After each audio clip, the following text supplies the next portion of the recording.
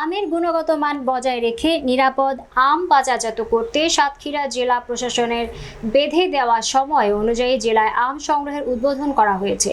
সাতক্ষীরা জেলা কৃষি কর্মকর্তা কৃষিবিদ সাইফুল ইসলাম প্রধান অতিথি হিসেবে উপস্থিত থেকে আম ভাঙার শুভ উদ্বোধন করলেন। বৃহস্পতিবার সকালে জেলা প্রশাসন ও কৃষি সম্প্রসারণ অধিদপ্তরের আয়োজনে সদর উপজেলা কুখরালির আম চাষি মোকসেদ মোরলের আম বাগানে আম সংগ্রহের উদ্বোধন করেন।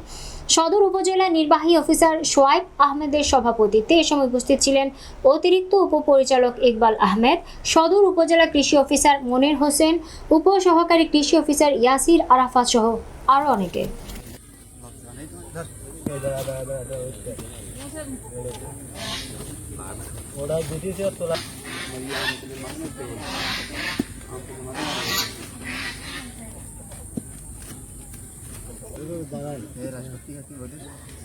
আর একদম ছোট ছোট চলবে না, বাদ দিয়ে দিবে আর শব্দ মুকাম